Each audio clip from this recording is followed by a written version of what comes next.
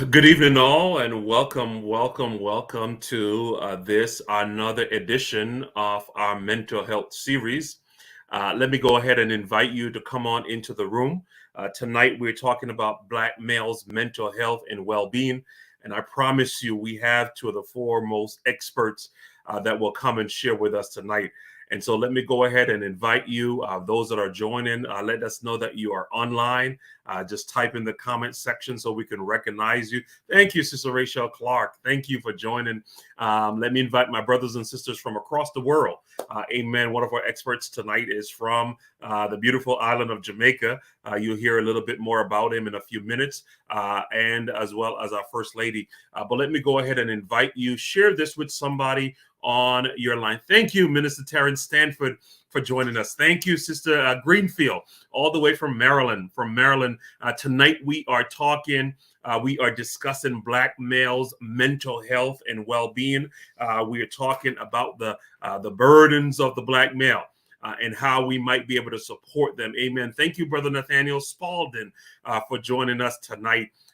We are going to open this up. We're going to wait for a few more people to join us in the Facebook room as well as on YouTube. For those that are joining, go ahead and tag your friend in the comment section. Just put the @ sign and tag their name in so that they can join this discussion. I promise you, you will be blessed tonight.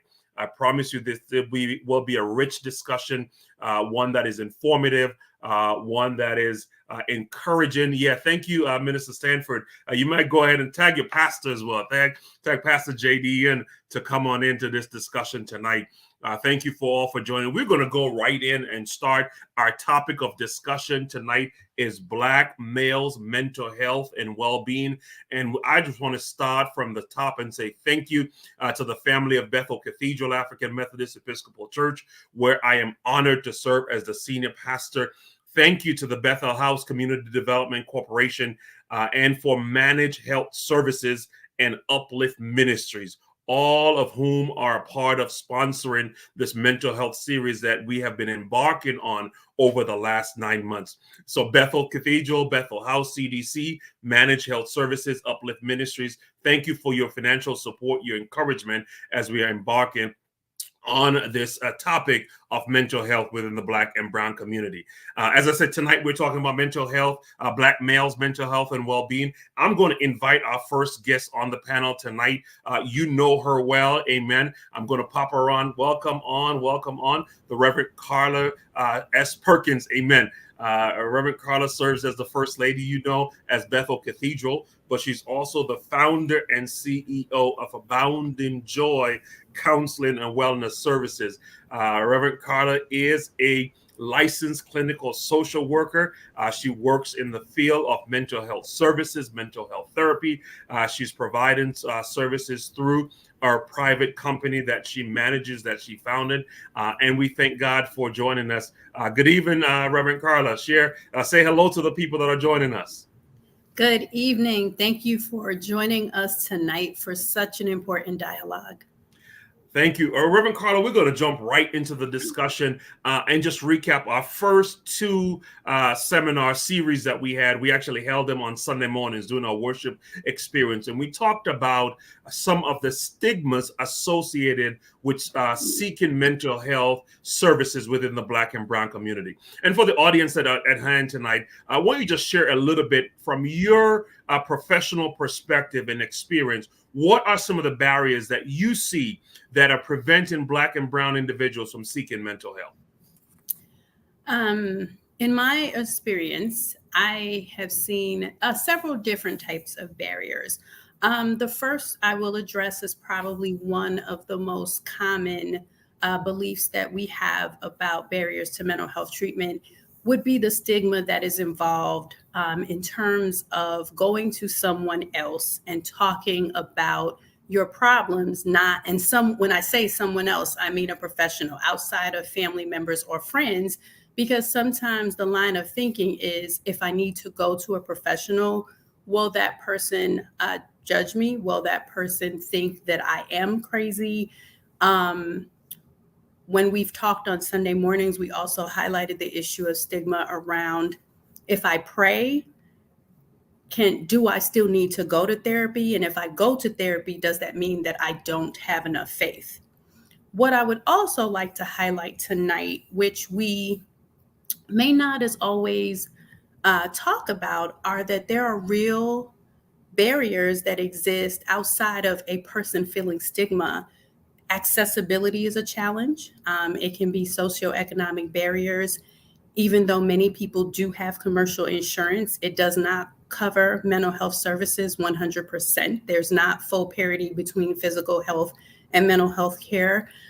There's also the reality of culturally competent care, and oftentimes individuals in the Black and Brown community do not experience the level of dignity and respect in a mental health process where people are vulnerable and talking about their issues.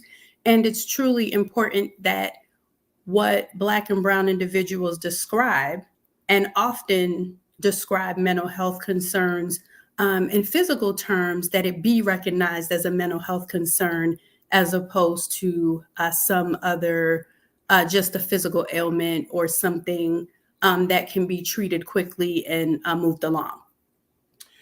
Thank you for that. Thank you for that, First Lady. There are a couple of things that I noted as you were sharing, one of which you talk about accessibility.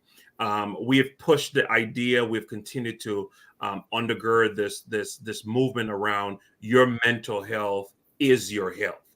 Your Yes. mental health is your health. But the reality is that it is not covered in the same way where our physical health coverage is covered. And so for those that are joining us, for our friends and family, one of the things that we want you to think through as you're going around now and re-enrolling for your healthcare plans is that you take note of plans that afford you opportunities to be able to see a culturally competent, licensed mental health practitioner where the healthcare company will be able to cover some of the costs. So we want to talk about accessibility. But First Lady, can you talk a little bit more about cultural competence in terms of care for the Black and Brown community? And then we're going to pivot a little bit to talk more specifically about Black males. So tell us a little bit about the issue around competency, cultural competency in care. Sure. As I said previously, respect and dignity is really very important. And oftentimes individuals in the Black and Brown community report feeling that everything that they do day to day, myself included, sometimes feels like an effort.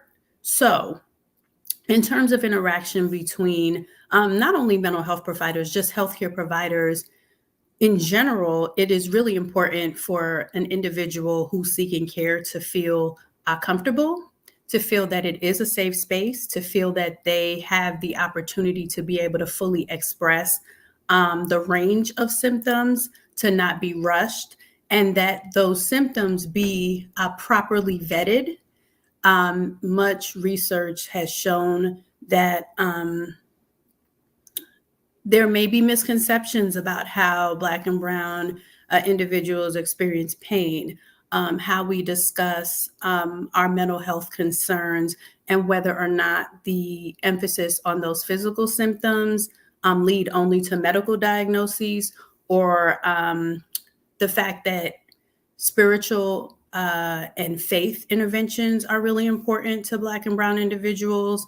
Generally speaking, that may sometimes be seen as an individual not being ready to actually have the medical or mental health treatment or intervention. So it really takes a provider who is open, a provider who is engaging, and a provider who wants to learn, who asks the right questions in order to really understand and vet what is a person experiencing, and then walking the individual through the appropriate amount of education so that patient can make a good decision about what would be the care path they would like to take together with the healthcare provider. Thank you, First Lady. I want to acknowledge those that are joining us online. that you can go in and type your questions in or comments in. We'll be able to pull some of those up on the screen. We can see it in a live time. If you're on YouTube, if you're on Facebook, come on and be a part of the discussion. I want to acknowledge Sister Donna Fox that joined us. But Brother Nathaniel Spalding, when you were talking about cultural competency in care as it relates to Black and Brown communities, he typed in trust. That there is something that is inherited as a part of our culture, not to trust the majority culture. And so when we get to the place where we're seeking help, at least in terms of mental health, there's an issue of trust that comes in. Whether or not you trust the person that's going to provide you with care, whether or not you trust that they understand your cultural background and the way that the cultural communication and cultural interactions. I don't want to wait any longer, First Lady. I want you to stay right there. Sure. But I want to invite to the screen right now as I shared on Sunday, that before I knew what best friends are, this brother was my best friend. Before we understood the brotherhood and growing into self, I met this brother when I was 10 years old. Amen. 10 years old. We sat next to each other in our first class in high school. And so that you know the context, those that are in the United States, high school in Jamaica starts in 7th grade, which is first form for us. So I have known this brother for 35 years. We go a long way. And so let me invite Dr. Geoffrey Walcott to the platform this evening. Welcome, my brother. Welcome. My brother. Thank you. Welcome. Let me tell them a little bit more about you, Geoffrey, before you jump in. Dr. Walcott. Dr. Walcott is the clinical director of Psychotherapy Associates Limited there in Jamaica. This brother is doing phenomenal work as it relates to psychotherapy, clinical work, psychiatry, training, development, not only in Jamaica, but across the Caribbean and across the world. I did a quick internet search of him, and he's all over, from Harvard University to New Jersey, doing work across the Caribbean. And so we're excited to have you. Welcome, Dr. Walcott. Thank you, my brother. It's very exciting to be here with you, you know. That would go back 20 or 15 years. I don't know how you throwing me under the bus with the 35 years. we got a same face. Yes, sir. Yes, sir. Yes, sir. And I know that there's some of our classmates. I know that at least one is watching us tonight.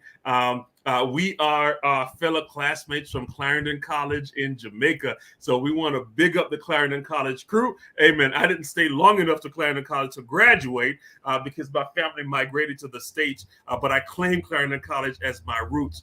Let me jump in this, Dr. Walcott, Reverend Carla. I saw a quote today that I want to share, and the quote is from a poet, Princeton Powell. And the quote says, "Being a Black man in America means being my brother's keeper while keeping a distance from my brother because I don't trust him further than I can see him. It is believing that the cops don't care about you. It's learning how to doubt yourself because before you were born, everybody else doubted you." And so tonight's discussion, we want to double down on this idea, this conversation around Black men's mental health and what it means for us post-pandemic, if we really can say that, or as we're navigating these changing times.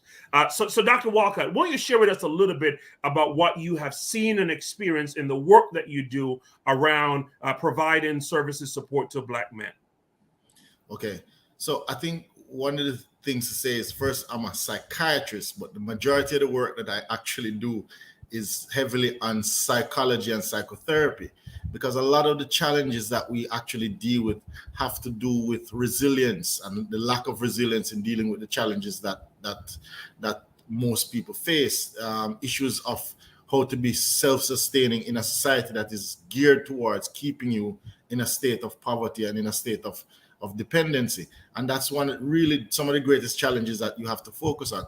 And what we've been doing, especially the last 10 years of my life, really has been focused on primary prevention rather than actual treatment, focusing on developing programs for children, for adolescents. One such program we actually implemented at our old alma mater recently over the past 5 years, with the kids using the sports as a template for the football program as a template to actually get these young guys to learn how to have pro-social skills, how to interact with groups, and how to be self-determinant in terms of their own sense of self and identity, and recognize the power that they have within themselves.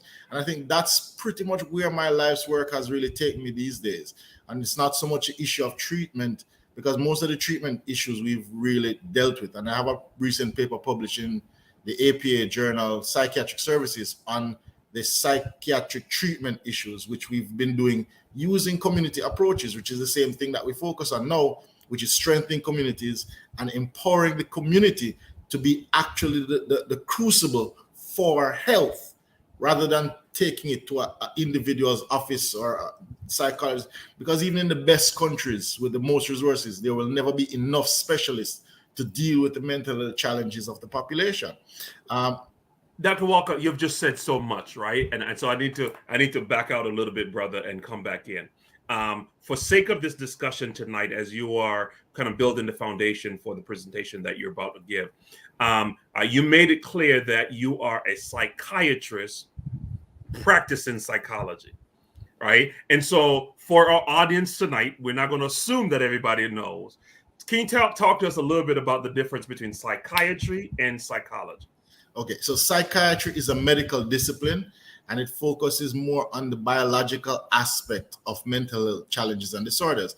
And we're usually, the first thing that comes to mind is that we use pharmaceutical agents as the mainstay of our treatment, as well as inpatient care and inpatient treatment. Psychologists are behavioral specialists. In other words, they focus on restructuring the social environment so that you can have transformation in behavioral patterns that are negative or that are counterproductive. So what used to happen in the field is that there's a separation. So the psychiatrist would gravitate towards the medical and biological aspect, and then we would just refer to the psychologist. But what we've realized is that it's hard to actually separate those two issues, because a lot of the mental health disorders and the dysfunction that you're seeing are rooted in social dysfunction and family dysfunction from early on. And so for us to stop seeing the end result, we have to start focusing on addressing the issues earlier and providing the support and structure that is needed. And in fact, even in therapy, because a dear friend of mine, Dixon Chaibanda from Zimbabwe, who is the president of the African Mental Health Research Initiative, had developed a program using grandmothers to treat depression in Zimbabwe as a part of the therapeutic milieu. And so the concept of mental illness and mental treatment being this divorced entity where a person in a white coat sits and dictates to you what you should or should not be doing is something that we're moving away from, and realizing that the essence of mental wellness has to do with community and community connection. It is a focus. And I think thank you for saying that, Dr. Walcott, because that is the driving force behind the work we do in our faith community, is to say to not only our immediate community that worships with us on a weekly basis, but also to the general community, that the faith community, the church, can serve as a social agent, a community agent, to be able to address the issues of mental health within our community. So thank you for saying that the work now is being doubled down on looking at the social dysfunctions that lead to some of this, but not only that, but also the family dynamics. And so I want to talk a little bit about the family dynamics. I know you have a presentation that I'm trying to gear up for, so that you can share this with the audience. We want to talk a little bit about family dynamics as it relates to and impact mental health, but also social dysfunctions, right? So we live in a society, we live in the United States, you're in the Caribbean, and some things are similar, some things are different, right? We deal with issues of racism, structural racism, systematic racism. There are isms within the community across the Caribbean. And I can say that because I'm from the Caribbean, I lived in the Caribbean, and I've traveled internationally to Africa, and know that some of the same issues exist. And so talk to us a little bit about some of the social dysfunctions, and then, brother, I'm going to open up for you to do the presentation. Right. So, and I'm glad you mentioned that, because the impact of colonization and slavery is may vary from the different countries that exist based on development and structure that exists, but you have an underlying and underpinning element that is still there, and that is the lack of empowerment of those that were enslaved in the New World. It is rampant throughout the cultural context. And if you look, especially in Caribbean, Latin American countries, you realize, for example, that we are some of the most violent countries in the world, yet we have some of the most endearing, loving, and caring people. And so the paradox is there. And when we actually looked at these behavioral parameters within the society and identified the presence of these maladaptive behavioral patterns, and they actually followed three main threads.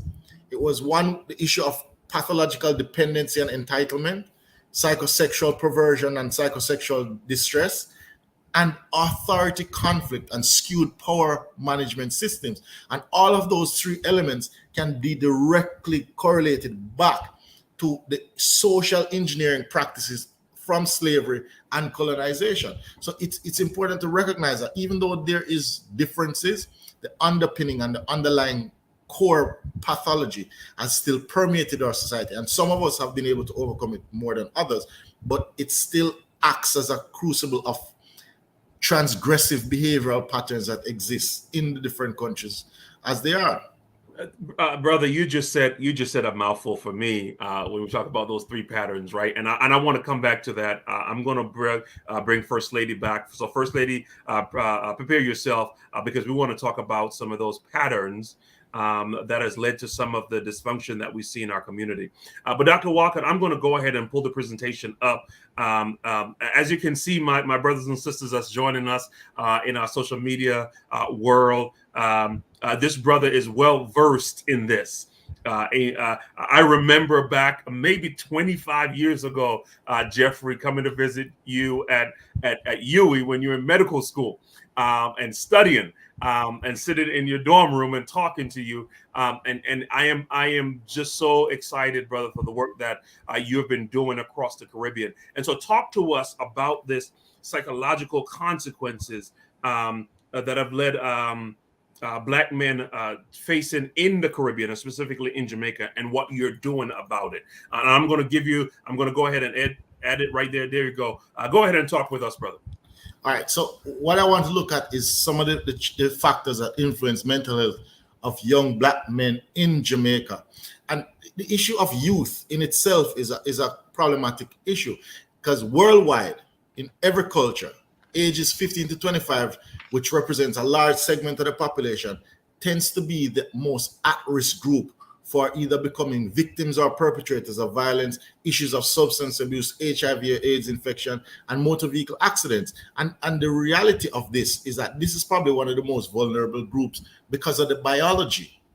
When you look at brain development, we often think that we are 20 years ago that the brain developed at age 2 and didn't change. And we now know that that's not true. Actual brain development continues up until age 20, 25. And the area of the brain that develops later is the part that is responsible for what we call high cognitive functioning or judgment. It is that area of the brain that separates childhood thinking from adult thinking. But in most cultures, especially in suppressive cultures with elements of racism, Black men in particular are not allowed, they are not afforded the luxury of youthful exuberance because the system sees them as adults and judges them on their actions as grown-ups from the age of 10, 11, or 12. And so this is a huge difficulty. So if you're looking at this group in particular as the most vulnerable, and I think it was Gandhi that said that the true measure of any society can be found in how it treats its most vulnerable members. And when you look at the business of mental health care in particular, you realize that there's a huge problem, especially in the colonized or post-colonial world. And Frantz Fanon mentioned that you cannot really look at mental health issues without exploring the sociocultural context with which it comes out of, because you're assuming that the society itself is not pathological. And that, as we have learned from history, is a very wrong assumption. Because when you look, for example, at Jamaica particularly, our indigenous people, the Taino Indians, and Las Casas, a Spanish monk, had chronicled with great detail how the society was structured. Those societies were structured based on inclusivity and community community principles. And in fact, when you look at how they cared for their mentally ill, it was in a communal setting in a way that amazed the Europeans to the point where they thought it was due to some form of witchcraft. But they were using empathetic and humanistic methodologies to care for persons in the community because they viewed the community as responsible for the individual and not the other way around. But our country has a long history of conflict, colonial conflict with Britain, following the slave trade and colonization up until 1962. And one of the clear result of this is the business of slavery, which most people misunderstand as a way of labor exploitation. But it was much more than that. Slavery was an instituted system of social engineering, where society was engineered by brutality, trauma, cruelty, and fear, and where blacks were considered 3/5 humans. And they were rated for absolute subservience to whites with skewed authority master-servant relations. And the main objective of slavery was for absolute sexual and vocational exploitation. So it was a psychosocial engineered system that was meant to transform not only the behavioral pattern, the thinking pattern, but every aspect of the enslaved lives. And it was Frantz Fanon that said that colonization in its essence is not satisfied merely with holding a people in its grip and emptying the natives' brain of all form and content. By a kind of perverted logic, it turns to the past of the oppressed people and distorts, disfigures, and destroys it. And it is one of the ultimate essence of control by brutality. And this gentleman, Galton, when he did a wonderful paper in the journal in 1969 and looked at the business of violence, and he articulated that there were several components to violence. There was a business of structural violence, where the action is built into the structures or systems of a society that show up as unequal power and unequal life chances, unequal distribution of resources, and the unequal distribution of power to decide over the distribution of those resources. And those are built on the platform of cultural violence. And that cultural violence is the aspect of the symbolic sphere, the culture of a society that is used to justify or legitimize direct or structural violence on a particular group of individuals. And in the post-colonial or post-slavery society, you can identify that the ultimate cultural violence that was initiated on our people on a whole, that led to the structural violence and some of the direct violence we see, was this particular issue, that Black people were considered less than human. The dehumanization of any group can lead to and justify atrocities that are committed without cause or consequences. And part of the issue, not just in terms of the cultural violence, is the fact that a lot of the systems and structures that were created that you would assume were able to provide upliftment were not designed to do that for Black people. The education system, and I think this book by Philip Sherlock and Hazel Bennett spoke to it clearly, that the colonial system of education bred a lack of self-confidence among Blacks in their own ability to manage their own affairs. So already you're seeing some of the tenets coming out in terms of power and authority, mismanagement, and the misunderstanding of what authority actually means. And of course, the establishment of forced dependency and the negation of one's ability to be self-sufficient in the society. And Carl Stone identified the areas with which most of these core values are entrenched. And one of the main ones, as you recognize, is the school or the education system, but also the church, the family, and the workplace. And these were some of the main agencies of social transformation. And so they could either perpetuate the pathology that exists in the society, or they could act as the fulcrum for societal change. And I'll get to, in the latter half of the presentation, how we've been using some of these as the fulcrum for societal change. Ivan Illich said that school is an advertising agency, which makes you believe that you need the society as it is. And all of this is focused on the element and the issue of control and negation.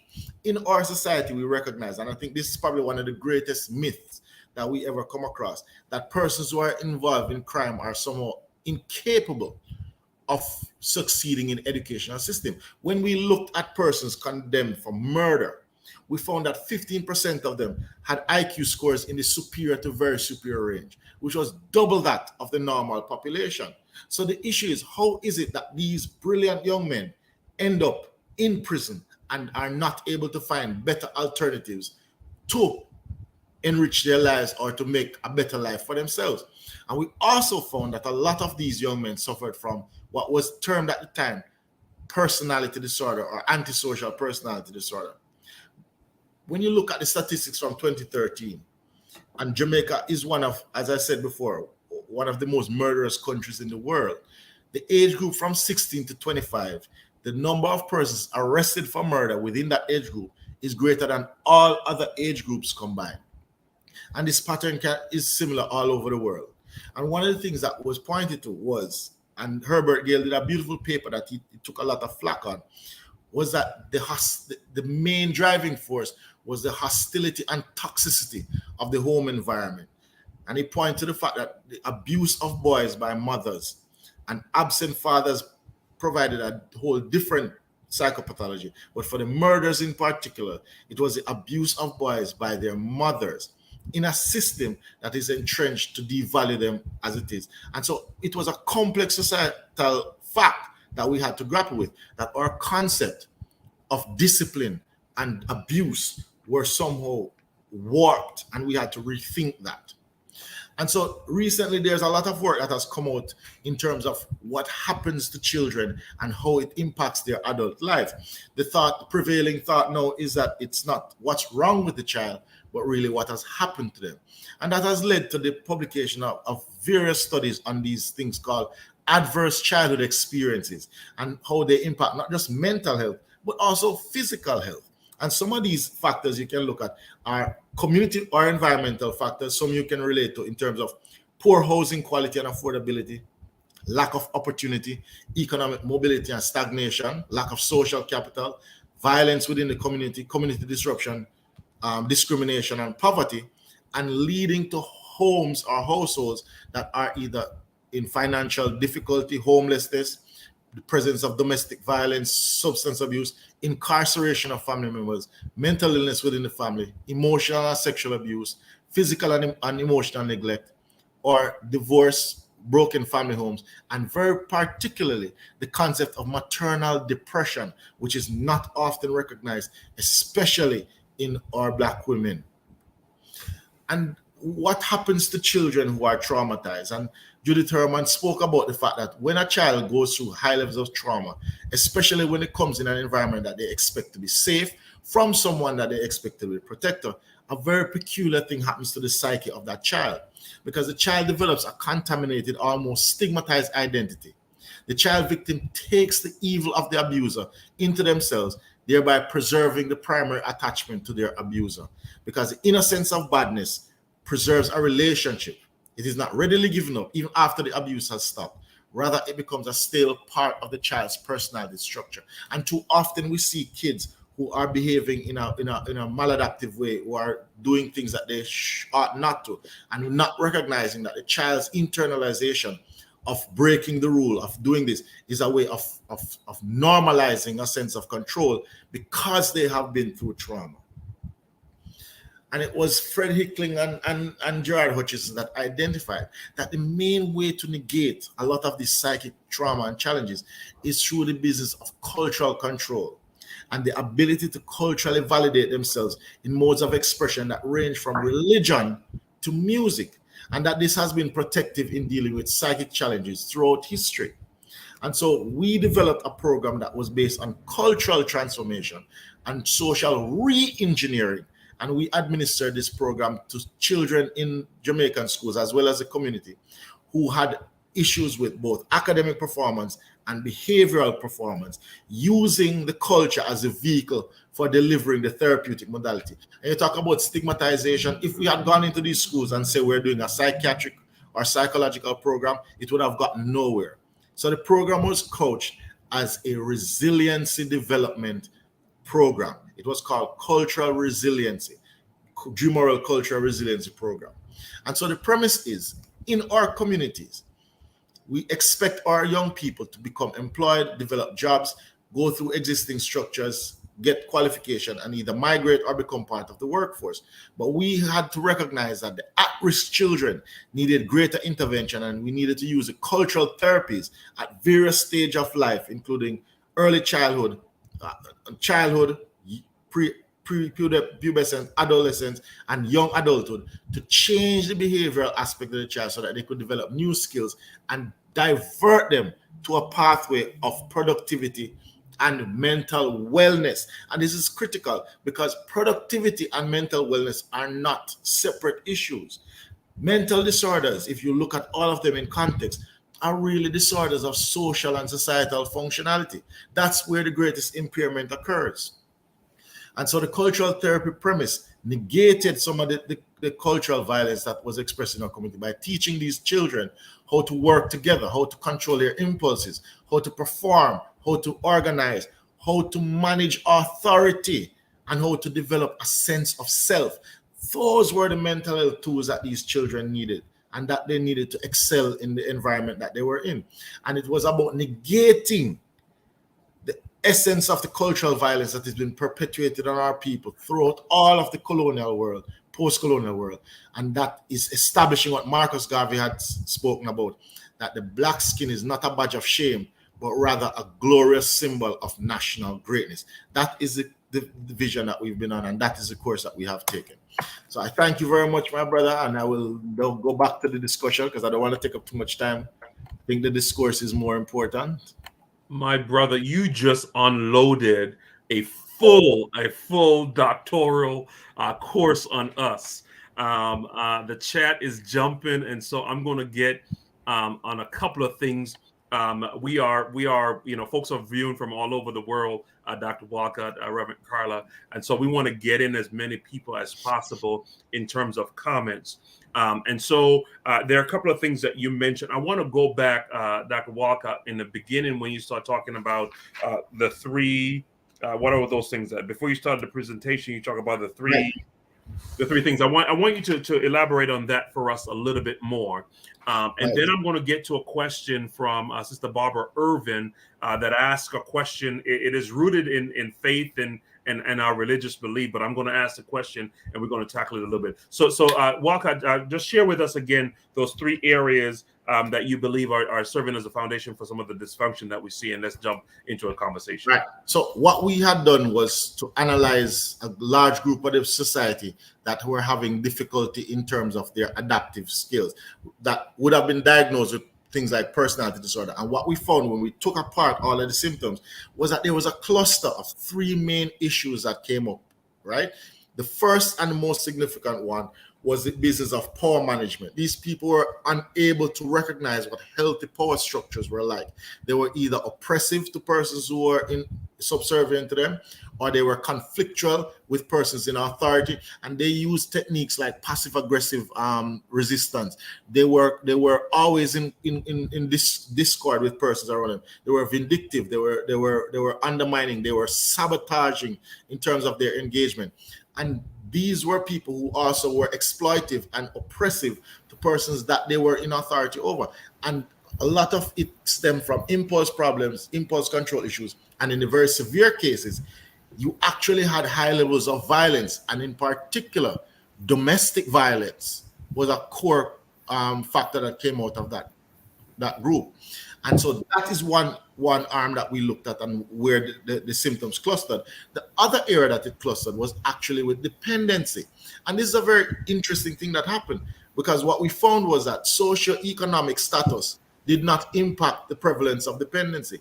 So you had persons who were dependent on all the different socioeconomical scales, whether they were lower class, middle class, or upper class.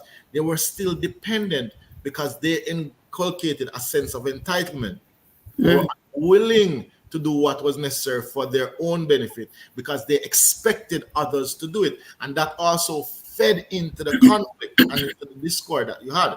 The third element was a little bit controversial, but the reality is that it is what the evidence shows. The psychosexual issues were a part of the problem. There was high level of duplicity. And when Fred Hickling, my late mentor, did the presentation, and he said, and I quote him, because he took a lot of fire for it, and he said that the business of enough girl syndrome is a mental illness. And he took a lot of flack for it, because so Geoffrey, for my Caribbean audience, understood exactly what you just said, but because I'll break it down. Break it down for us, brother. It is a multiple partners syndrome, and it's not just multiple partners, because there are relationship patterns where you have like polyamorous relationship, which are not pathological. It is the duplicity, it is the lying and the deception to maintain the multiple partner relationship. And the other aspect also came out in regards to sexual orientation. Now that's always a huge keg or hotbed of issues, because what came out was ego dystonic sexual orientation, and therefore it didn't reflect on the issue of persons who were either homosexual or heterosexual, but those persons who were engaged in sexual acts that were not in keeping with their sexual orientation. And that goes for both ways, because I've had a patient who, in terms of her sexual orientation, she was lesbian, LGBTQ oriented, but she was involved in heterosexual relations, which she was using as a transactional modality. And so it is the disconnect between their true sexual orientation and their sexual practices that actually fuel a lot of the conflict and discord, and the inability to actually connect sexually with intimacy. So sexual act was usually seen as a transaction or a chore rather than a way of bonding or connecting with persons. And so when you put all of these together, these patterns of behavior, and in fact, the sexual act is usually used as an exploitative tool or a controlling tool. And so all of these come together, you recognize, and you see when we talk about the social engineering patterns of slavery. Slavery was about engineering a skewed authority relationship where violence was seen as discipline, where the slaves were forced into a state of dependency, where all aspects of their lives were controlled by the slave owners, and where sex and sexual activity was seen as a transactional methodology by either coercion, force, or ways and means of avoiding punishment. So all of these patterns that we currently see in our society had clear outlining roots into a lot of what happened during the social reengineering practices of slavery. Thank you, Dr. Walcott. One of the questions that I had written for tonight for our discussion was for us to describe how the Black man's mental health is challenged by racism. And I think you did just a phenomenal job building us up around looking at slavery, colonization, and how it has impacted us just in terms of a society, but how it has impacted us as individuals. Let me address a question that was asked by evangelist Barbara Irvin, and I'm going to take a different look at this, Sister Barbara. Sister Barbara asked, as you were talking about some of the foundational issues, some of the dysfunctions, Dr. Walcott, is the root cause due to generational curses, right? And oftentimes I know I'm going to handle this, Geoffrey, because I'm I'm going to handle this part. I know my friend well. Oftentimes we try to put religious terms on some structures that we don't necessarily understand. I think what Dr. Walcott did for us tonight is to retrace over 300, 400 years of structural racism and the impact that it's had on our Black males' mental health. And so we can look at it from a historic, psychological psychotherapy perspective and say that these are structures that are put in place to cause some of the things that we're experiencing now. We can look at it from a religious perspective and say that these are generational curses that have evolved over time. Either way we take a look at it, these are things that affect us, that if we don't address, and I like the fact that Dr. Walker shared about the community response that they're taking towards mental health, and not necessarily an individual perspective. Because for so long, when we look at issues around mental health, mental health therapy, that we think that the individual needs to go seek attention, needs to go seek help. And what I heard tonight is that we're discovering that that alone is not working, that it has to be a community impact, because it is a community issue. Come on in, Geoffrey. Come on in, Carla. I think you're muted, Carla. Well, actually, I would ask the Reverend S. Perkins about this, because one of the things that come off very problematic is in a lot of the Western approaches to therapy, because most of the theoretics focus on this issue of non what do you call it, atheoretical, that you don't look at what has happened to the person, which doesn't work for our people. And that's Frantz Fanon had a big problem with it, because Frantz Fanon said, how can you talk about a man who is having a depression, who's suffering, and you don't then recognize that this man has been living in depraved housing conditions for the past 2 generations, because his family has been oppressed, because he lives in a state that doesn't recognize his skin color as being valid. And then you're going to say, oh, he's depressed because he's not coping with how life is, because he didn't develop ego strength. That's what is always the challenge, because you have to look at the context that we live in. You have to look at the impact. And they talk about generational curses. We look at intergenerational trauma. Yeah. Because people have gone through things, and we're just recognizing that our genetic code carries behavioral responses. So we are now seeing that you are looking at intergenerational trauma that's going to land, that has to be broken. So I will ask Dr. Carla to talk about that, because that's what she's seeing when she speaks to these guys. And I love the fact, right before you come in, Carla, I love the fact, the way that you put it, Dr. Walcott, that, we need to shift from asking what's wrong with you to what has happened to you, right? And that is a very different perspective. That when we shift that question to say, okay, what's wrong with you? No, what has happened to you? It gives us a more communal experience. Come on in, Reverend Carla. So Dr. Walcott, totally on point. What I will say that resonated with me as you shared your presentation is what you described. I see on a regular basis when I talk to patients in private practice, especially those who have recognized that they have been through some things, those adverse childhood experiences, they have been through trauma, and they're trying to make sense of how do I restructure my life going forward so that I don't have to continue feeling like I'm living in these patterns, and I don't have to replicate it in my own family.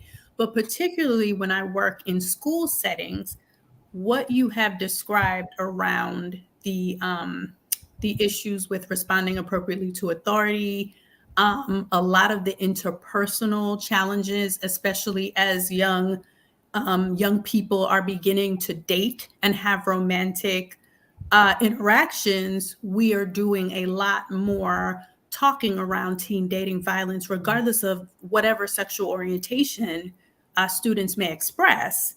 A lot of that type of aggression and some lack of clarity around what it means to be in a relationship and what those control aspects look like.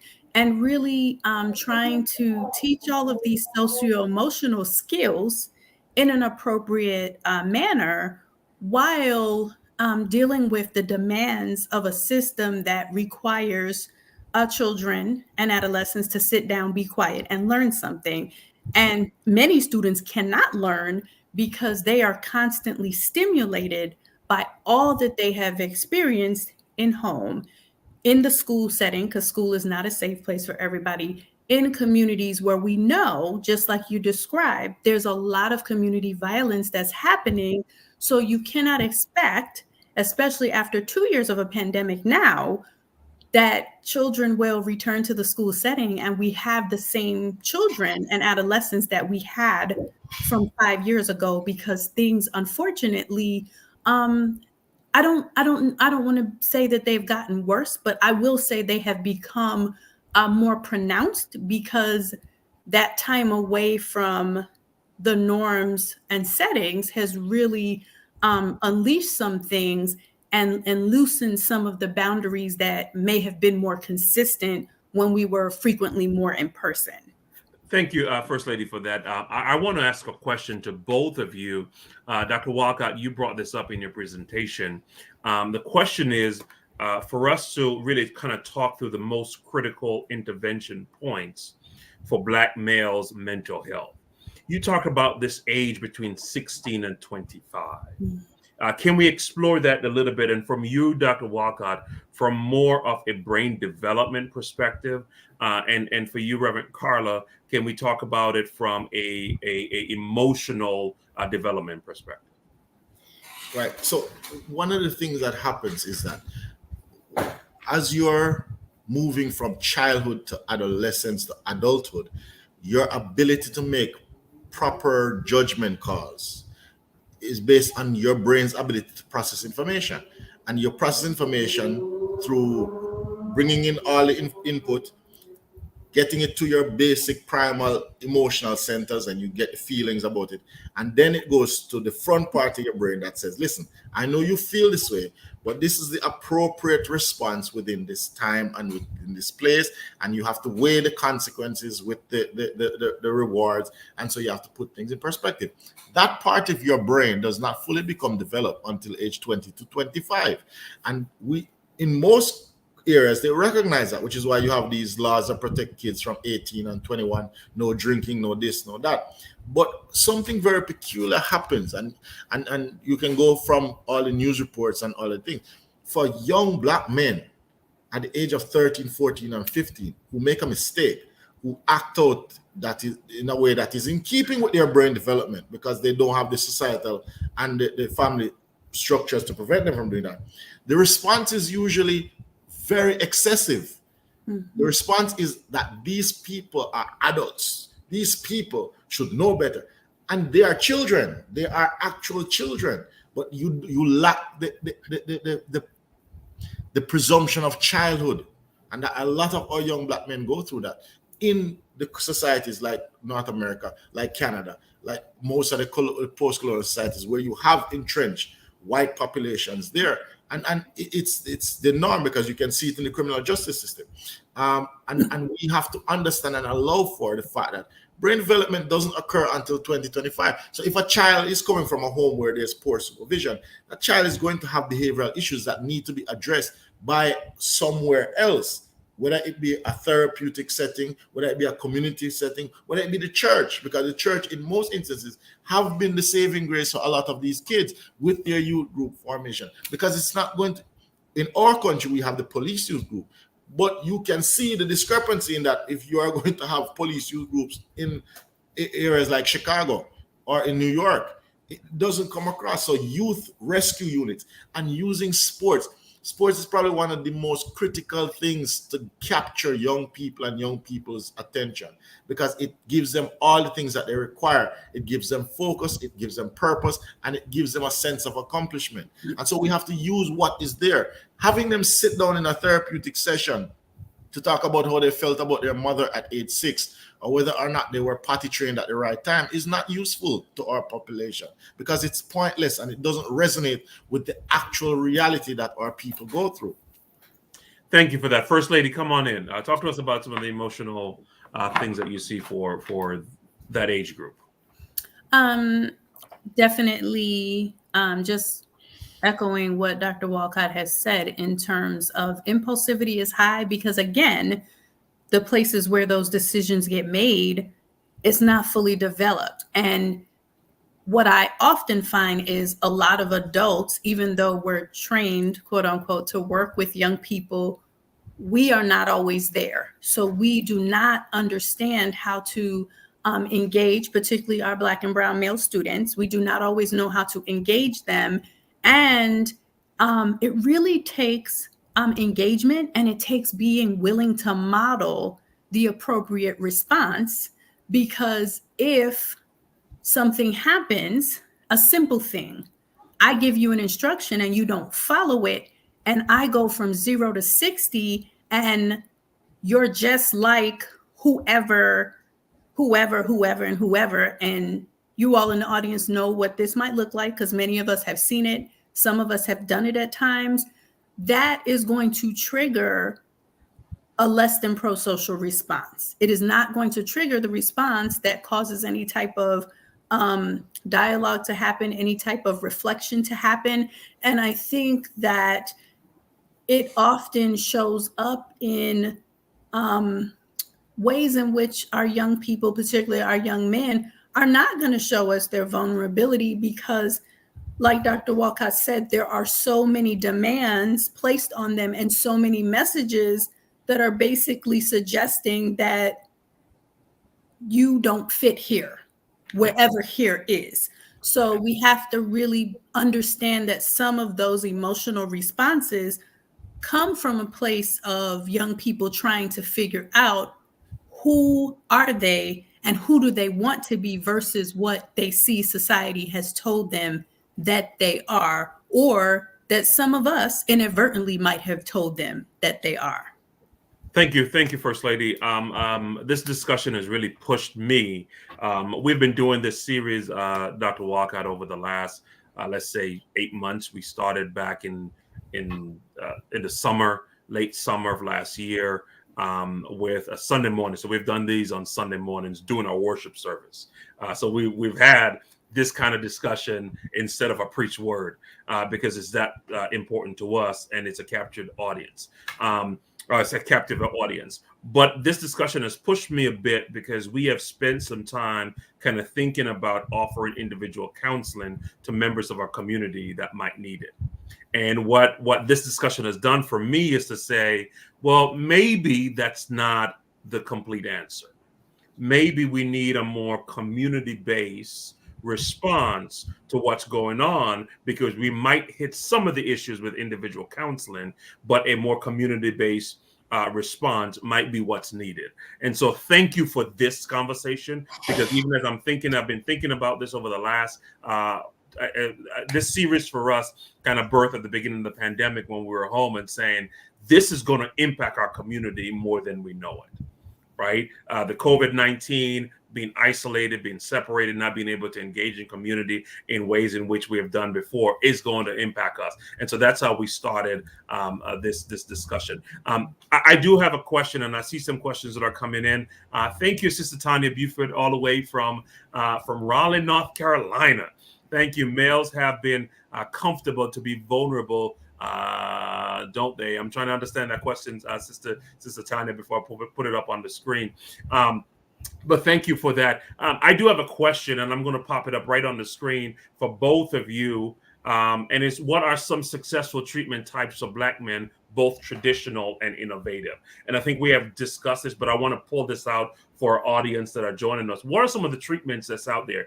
If a brother's watching right now, whether they are in Rwanda or in Ghana, or they're in St. Croix or Jamaica, or they're watching from Indianapolis or from Miami, Florida, what are some of the innovative treatment types that are available for Black and brown men as we're talking about mental health? All right. So I spoke about one initiative that we've been using earlier, which is really community-based, and it's group-based, because as you said, if you're going to do individual one-on-one treatment, it's going to take forever to get to the core of the problem. What we use is a group-based initiative that's based on sociodrama principles. And we use that discussion. It's really the concept of community heal thyself, by getting the people together and providing a safe space. And the arts, especially the creative arts, are a huge fulcrum for safe space activity, because it allows expression of ideas and thoughts that would otherwise be traumatic or difficult in a space that people can process it. And we use the creative art therapies to help the group to struggle and resolve issues, and then are able to translate it.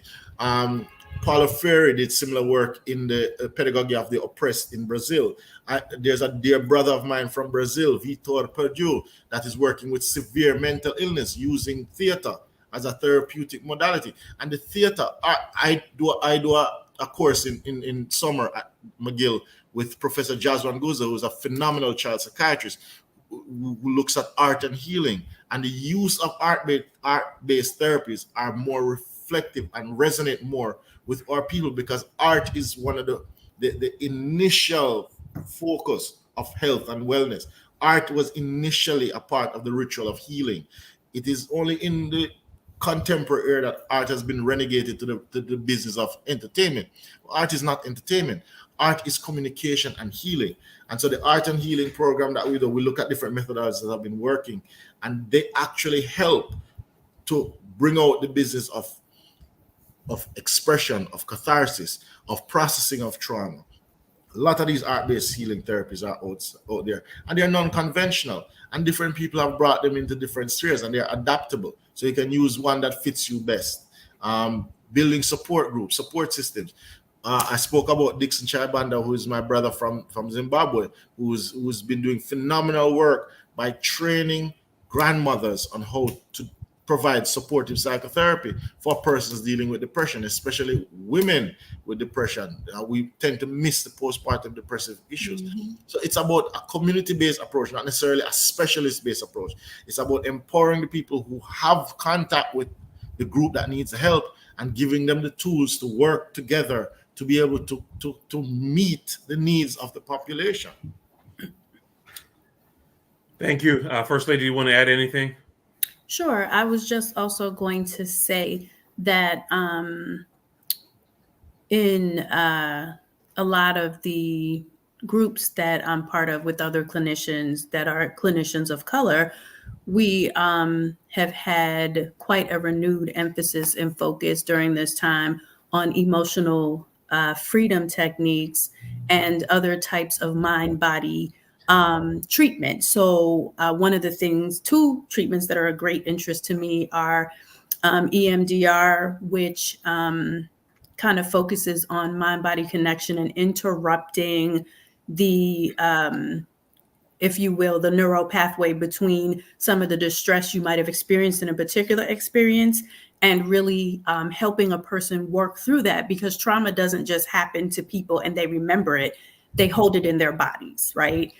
Brain spotting is another technique that a lot of clinicians of color are also focusing in on, because again, like Dr. Walcott, you highlighted, there is a concerted effort to really move away from only Western ways of diagnoses and looking at what is wrong as opposed to what has happened, and how do we help people integrate. There are even many community-based, like going to barbershops and different things that have popped up across major cities in the US, and really them trying to understand how to make those avenues more accessible, because the treatment has to come where people are and where people are naturally gathered, as opposed to always expecting individuals to go someplace. And which is one of the reasons why in schools, we should really be able to do some of this, but it requires a larger understanding of the system and recognizing that if we don't address this, the learning that happens or doesn't happen really won't have the impact we think it's going to have in 2 to 4 years, because the same young people that leave with their diploma in 4 years, they're going to have the same issues that they had through school. But when they get in that post-secondary environment, they won't have the same safeguard, and it can end poorly for them. Absolutely. Thank you, Reverend Carla. We're coming to the final turn on this, and Bethel know me enough. We're only taking one corner today. I do have, I guess I'm going to start with a statement, and it might end up in a question. I shared on Sunday, Dr. Walcott, when I was sharing with my congregation that you will be on. I said, I shared with them my own personal story, right, of my youngest brother. At the age of 15 or 16, had a psychotic break. Like he just broke, and at that time became schizophrenic. And I've been struggling with this for the last 12 or 15 years, needing to be medicated on a monthly basis, right? And so I share that with the congregation, having watched what was, and I still believe that of all my father's children, he's he's the smartest one. But I watch him struggle with mental health over the last 12, 15 years. What happens when medicine is needed, when medication is needed? right? How do we navigate that path between the community-based or the individual-based psychotherapy versus medication that's needed to help somebody to be able to at least have some kind of a normalcy in their life? Okay. Well, I think one of the things that we focus on the issue is there are different tiers of treatment. If we can put all the energies, what we're talking about is the preventative arm, is preventing persons from ending up in that situation. Because this is something that we don't often remember, that most mental disorders are preventable. They are preventable. We can prevent them. So if we start early and build the resilience of the person so that they don't end up to a point of active psychosis or severity, that lowers the burden on the actual healthcare system where persons need intervention. And in our country, we've developed the community-based system, which is the mobile team and the health centers. But as with all things in third world countries, resources tend to go downward, not upward, based on demand. And so often the systems tend to be inconsistent, but the model itself is very effective. It's the problem in maintaining the consistency of the engagement. And I appreciate that. I appreciate making sure that we're emphasizing the preventative measures. First Lady, do you want to add anything before we close this out? Yeah, I would also add that treatment does have to be, in terms of severe and persistent mental illness, does have to be individualized. And you really do have to understand where that patient might be. In my work, I have patients who have struggled long-term with a mental health condition and have had years of success, being on medication, learning some of the skills, have even been off medication, sometimes having to go back on. And one of the things that I have come to understand over my years as a mental health professional is that we have to see treatment on a continuum, because it's not a one-stop shop. And it doesn't work like it works on TV, where the person just goes to the therapist and lays on the couch for 10 or 15 years every single week. That is not realistic. And even people who are struggling with severe and persistent mental illness, that's not the life that they want. So how do we as practitioners and providers and treatment teams really understand from a more, I think, modern and contemporary look at how do we help people maintain a quality of life and to be safe? Because if you have an illness that causes you to have thoughts of self-harm that you might act on, that is a concern. But if we can get people to safe levels, understand their own triggers, when they need to reach out for help, then we're having a different conversation than we need to watch you 24/7 all the time. I'm not saying it will never get to that point. What I am saying is our thought about treatment and diagnosis and how people respond to treatment has to keep up with the lifestyle that we live, because people are far more active than when some of these theories and some of these practices were developed, and we do not just institutionalize individuals who are dealing with severe mental illness like was done in the past. Absolutely. Thank you. I want to give the audience an opportunity to ask any final questions as we're taking the corner on this. I do want to share, we have been driving home, Dr. Walcott, at our local congregation, that you can have Jesus and a therapist too. And we're going to have to add to that. You can have Jesus, a therapist, and a community preventative service to ensure that we are helping individuals to be whole. It is our philosophy, it is our theology that we believe in the power of prayer. We believe in the power of miracles. But we also believe that God has blessed individuals like Dr. Walcott, like Reverend Carla, with the gifting to help us to understand and create ways to interact with the world.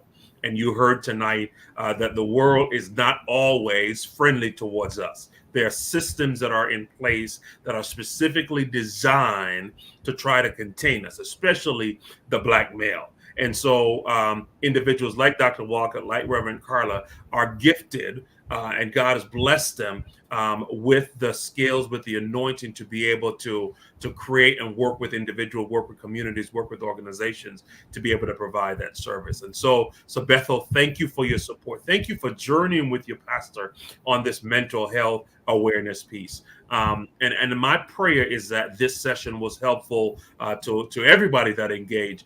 It will live on Facebook. It will live on YouTube. A matter of fact, we'll try to rebroadcast tomorrow at 12 noon for all the individuals that might be in Bible study right now, but want to be at a space where they can learn something. I want to afford Reverend Carla, Dr. Walcott, any closing thoughts for the audience or for each other. I just want to say that this is always a wonderful opportunity to talk about the reality of mental health, and all of us are in some state of mental health, mental wellness, and just the reality that there are never going to be, as Dr. Walcott said, enough providers to provide all the treatment that's needed. So every one of us that is able has to play our part in small ways of being able to connect with those in our circle and really making sure that one another is okay. And if we see something, say something, and not to allow people to suffer in silence. Yeah. And I think I want to close by saying that we have to also refocus on the business of understanding that mental illness is about what has happened to someone, not what's wrong with them. Yeah. And if I walk away with anything tonight, Dr. Walcott, it's that I'm going to stop asking. Tonight I will stop asking what's wrong with you and really explore what has happened to you. Thank you, Dr. Geoffrey Walcott, for the work that you're doing across the world. Thank you, my brother. Look what Clarendon College has produced. Amen. Look how far we have come. Our good friend joined us from Canada. Unique was on. Okay. So she joined us to celebrate tonight. But thank you, Dr. Geoffrey Walcott. Thank you for the work that you're doing there in Jamaica, but also the work that you're doing across the world. Thank you, Reverend Carla. Amen. She's actually downstairs from the house. So I'm upstairs in the office. She's downstairs. Thank you for being a partner with this pastor, walking with me through this process, not only in terms of mental health awareness, but also life. Thank you, Bethel Cathedral, for joining. Thank you, Bethel House CDC.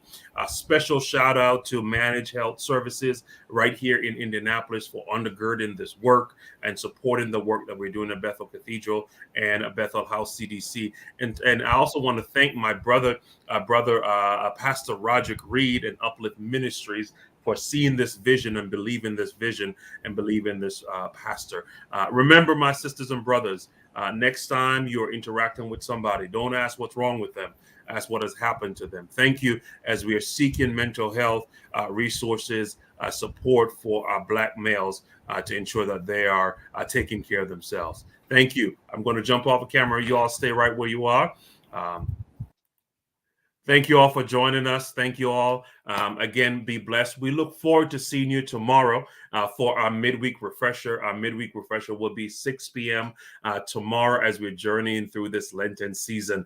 We hope to see you in Bible study. 6 p.m. tomorrow. We'll be in the Zoom room as well as on Facebook and on YouTube Live. God bless you and have a great night.